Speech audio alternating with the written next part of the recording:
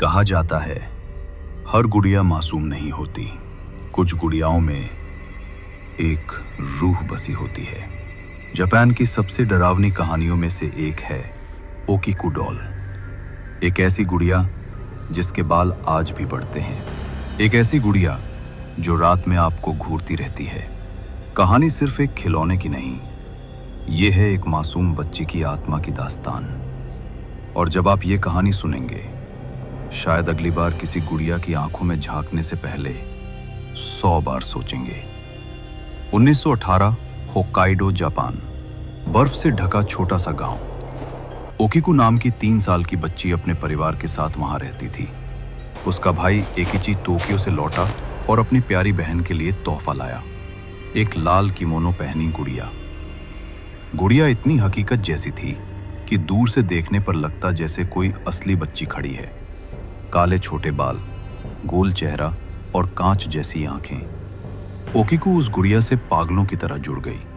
खाना खाते समय, खेलते वक्त, सोते हुए, हर जगह वो गुड़िया उसके साथ रहती। परिवार ने भी सोचा, ठीक है, बच्चों की आदत है, लेकिन उन्हें क्या पता था कि ये गुड़िया उनकी जिंदगी हमेशा के लिए बदल देगी। कुछ ही महीनों बाद ओकीकू को तेज बुखार और निमोनिया हो गया।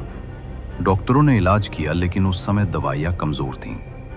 ओकीकू की हालत बिगड़ती गई। उसकी माँ उसकी गोद में रोती रही।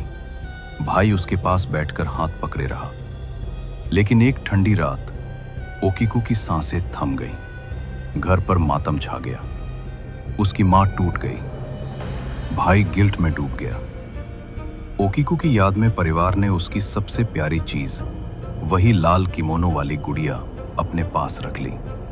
कुछ दिनों बाद परिवार ने देखा गुड़िया के छोटे छोटे बाल अब बढ़ने लगे हैं।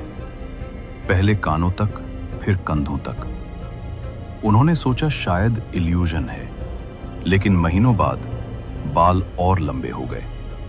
इतना ही नहीं, गुड़िया का चेहरा बदलने लगा। पहले होंठ हल्के खुले रहते, फिर आंखों में अजीब चमक आने लगी, जैसे कोई अंदर से झांक रहा हो।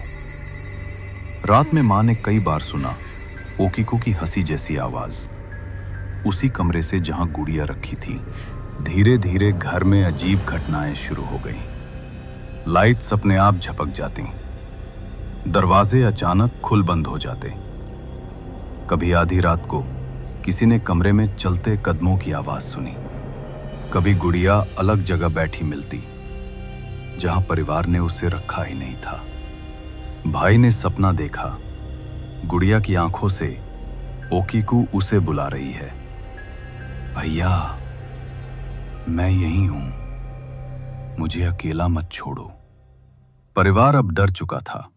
उन्हें समझ आया कि गुड़िया सिर्फ खिलौना नहीं रही, वो उनकी बेटी की आत्मा बन चुकी है। एक रात परिवार ने हिम्मत की। उन्होंने गुड़िया को जला देने की कोशिश की, लेकिन आग अपने आप बुझ गई। गुड़िया ज्यों की त्यों पड़ी रही। फिर उन्होंने गुड़िया को दूर गांव में फेंक दिया। लेकिन अगले ही दिन वही गुड़िया घर के दरवाजे पर पड़ी मिली। परिवार को समझ आ गया, अब वो इस गुड़िया से पीछा नहीं छुड़ा सकते। आखिरकार उन्होंने गुड़िया को मनेंजी मंदिर में सौंप दिया। मंक्स ने गुड़िया को स्वीकार किया, लेकिन जल्द ही उन्होंने भी वही बदलाव देखे। गुड़िया के बाल लगातार बढ़ते जा रहे थे। उसकी आंखों में कभी गुस्सा, कभी आंसू, कभी हल्की सी मुस्कान झलकती।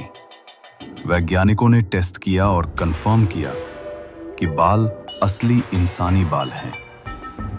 लेकिन वो ये नहीं बता पाए कि गुड़िया के अंदर ये बदलाव क्यों हो रहे हैं। मंक्स का मानना था ओकीकू की आत्मा इस गुड़िया में बसी है, और जब तक कोई उसे घर नहीं ले जाएगा, उसकी आत्मा चैन से नहीं सो पाएगी। सालों से लोग मंदिर आते रहे, कुछ क्यूरियोसिटी से, कुछ डर के कारण। कई विजिटर्स ने दावा किया कि उन्होंने गुड़िया की आंखें अपनी हर हरकत फॉलो करते देखी। कुछ को उसकी पलकें झपकती दिखी, और कई ने कहा कि उन्होंने एक छोटी बच्ची की आवाज सुनी, माँ, भैया। मुझे अपने साथ ले चलो।